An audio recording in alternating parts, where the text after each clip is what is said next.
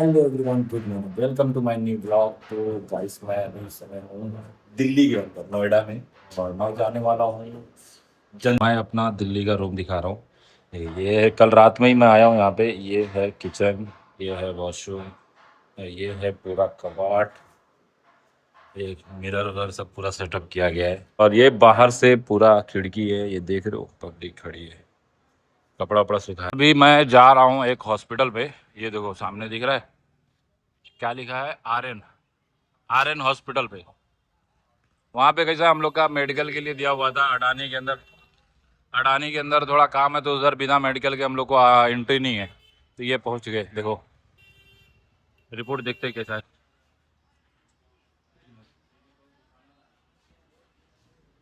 Hospital के अंदर अच्छा ही, देखो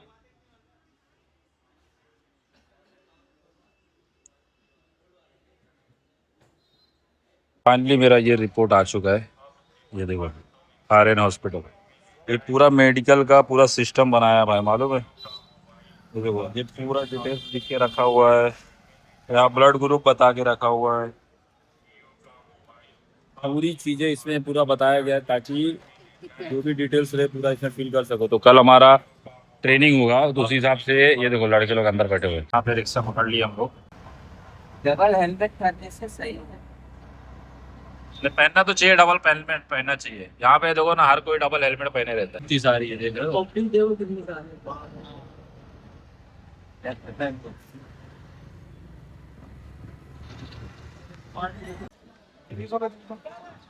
फिलहाल अभी हम लोग पहुंचे हैं जंतर मंतर पे, ये प्रोटेस्ट जहाँ पे हो रहा है।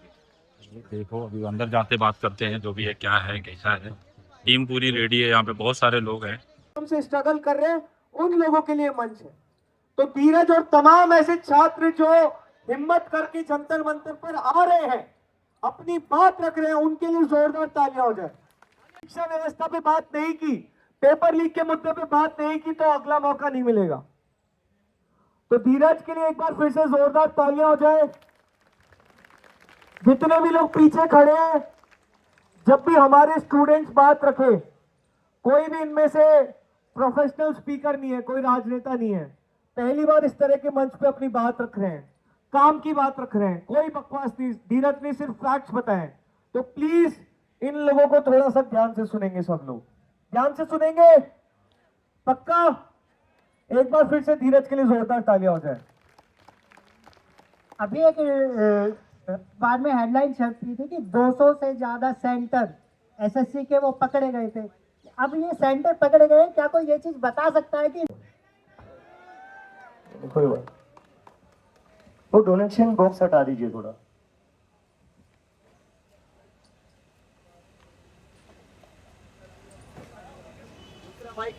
हाँ, दूसरा माइक लेकर आ गए। अरे नहीं नहीं, टेबल थोड़ा पीछे रहिए बस।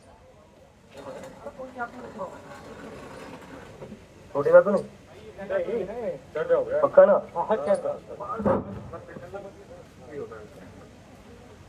दीपक भाई ऊपर आ जाओ। तो सबसे पहले तो मैं आप लोगों को इंट्रोड्यूस करवाना चाहता हूँ, मैंने पहले भी इंट्रोड्यूस करवाया है। ये है दीपक बालियान।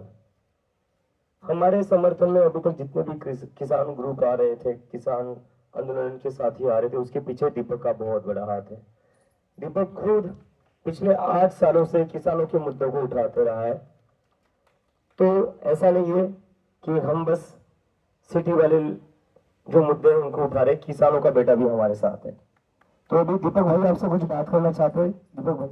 और ये कह रहे थे कि मुझे बात नहीं करनी है, लेकिन मैंने बोलना कि मुझे यहाँ आना चाहिए और यहाँ आकर देखना चाहिए कि प्रोटेस्ट से क्या बदलाव होगा और हंगर स्ट्राइक से क्या हमारा एजुकेशन सिस्टम चेंज होगा, क्या हमें रेजिग्नेशन मिलेगा, क्या हमारी मांगे जो हमने एजुकेशन सिस्टम से रखी है, धर्मेंद्र प्रधान जी के रेजिग्नेशन के लिए रखी है, ये पूरी होंगी। तो मैं आप सबसे यही कहना चाहती हूँ कि डजंट मैटर आप किस फील्ड से हो, आपकी एज क्या है, आप कहाँ से बिलोंग करते हो, क्योंकि एजुकेशन हमारा हक है, ये हमारा बेसिक राइट है। हमें यहाँ आकर इसके लिए प्रोटेस्ट करना चाहिए।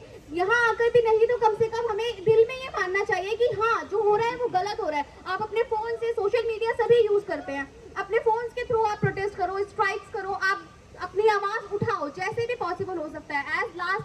एटलीस्ट हमारी आवाज वहां तक पहुंचे जहां तक हम इसे पहुंचाना चाहते हैं। तो ये प्रोटेस्ट सिर्फ स्टूडेंट्स का नहीं है, ये प्रोटेस्ट सिर्फ जेनजीज का नहीं है, सिर्फ डॉक्टर्स का नहीं है, सिर्फ एमबीबीएस स्टूडेंट्स का नहीं है, ये प्रोटेस्ट उन सबका है जिनको लगता है कि एजुकेशन हमारे लिए बहुत जरूरी है। शिक्षा ही वो ताकत है, वो हथियार है जो आपको सरलता पूर्वक और अहिंसा पूर्वक सब चीजों से लड़ने की और जीतने की क्षमता देती है।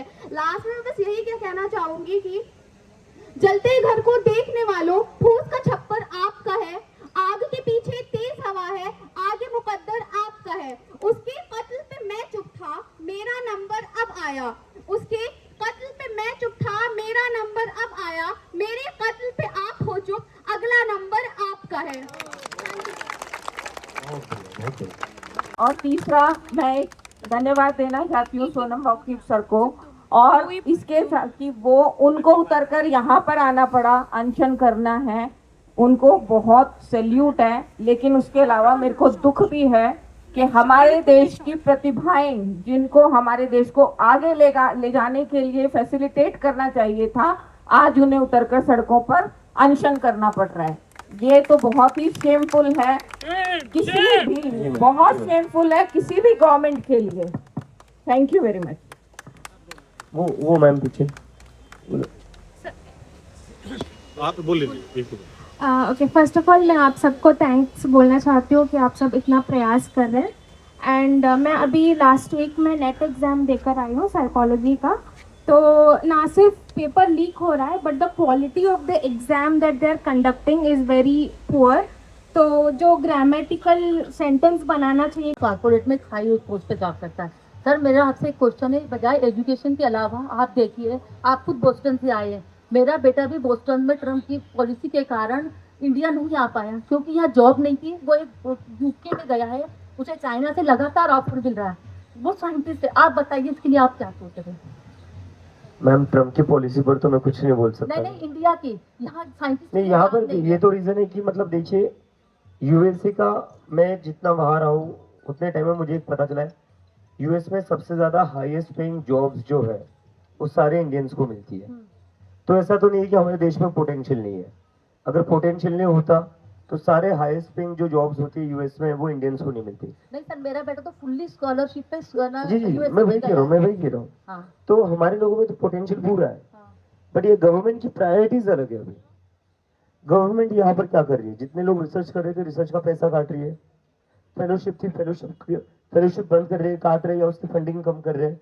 तो गवर्नमेंट की जो प्रायोरिटीज है वो एजुकेशन पर नहीं है, रिसर्च पर नहीं है, फेलोशिप पर है ही नहीं मैम, वो बदलना पड़ेगा। हाँ, मैं चाहती हूँ आप उसके लिए भी काम करें ताकि मेरे जैसी माँ के बच्चे इंडिया आने की जगह कहीं और दूसरे देश में ना जाए। बिल्कुल मैम, बिल्कुल, बहुत बढ़िया। And he was asked to resign, he was asked to leave.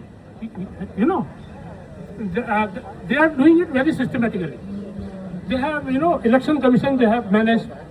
Supreme Court gives a decision that, 3-member panel will elect the election commissioner.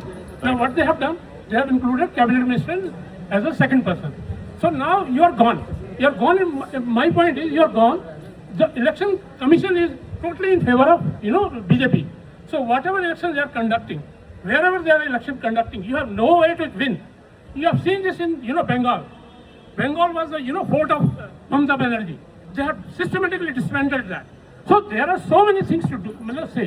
सही बात है सर। इसका मैं छोटा सा जवाब दे देता हूँ। इस देश के सारे संस्थान बिक चुके हैं, सब मान रहे हैं, सब मान रहे हैं, सारे संस्थान कॉम्प्रोमाइज्ड हैं। बिल्कुल।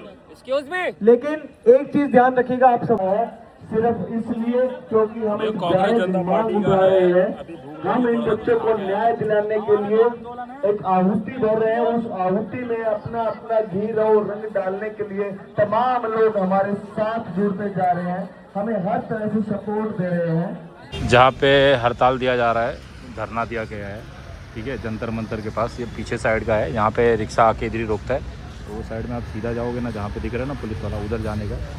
और इधर साइड में लोग क्या ऐसा थोड़ा घूमने फिरने के लिए जाते हैं, थोड़ा माइंड फ्रेश करने के लिए। फिलहाल अभी मैं जा रहा हूँ, थोड़ा सा कुछ खाने पीने का है, थोड़ा भूख लगी है बहुत ज़्यादा, तो कुछ खा लेता हूँ, उसके बाद फिर चलते हैं। तो हमारे भाई है मोहम्मद भाई,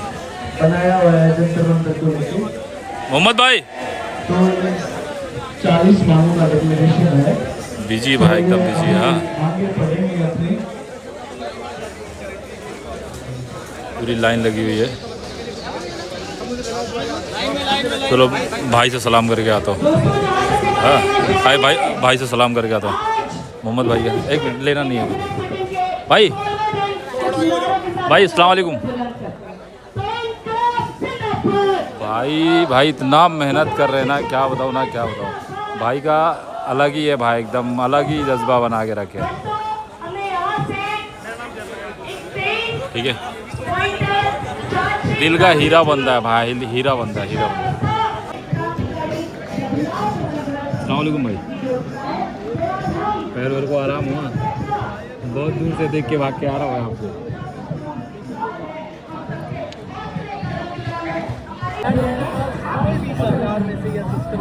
भाई खास करके मैं आपको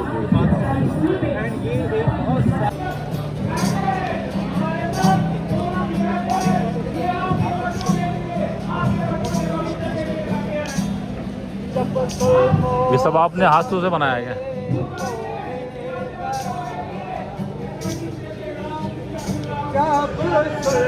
इतना मेहनत करना पड़ा होगा भाई ये पूरा डिज़ाइन निकालने में, पूरा लिखने में। 1 2 3 4 5 ये जस्ट अभी तैयार हुआ है। ठीक है,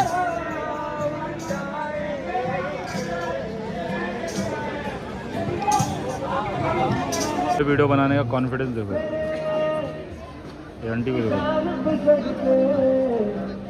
पूरी भीड़ में, लेकिन कॉन्फिडेंस वो बहुत हाई लेवल है।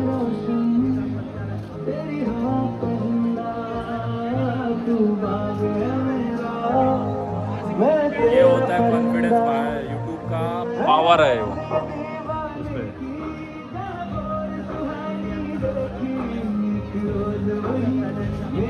पूरे महफिल में अकेले खड़ी होके पूरा वीडियो बना रही है, तो पूरा समझा रही है।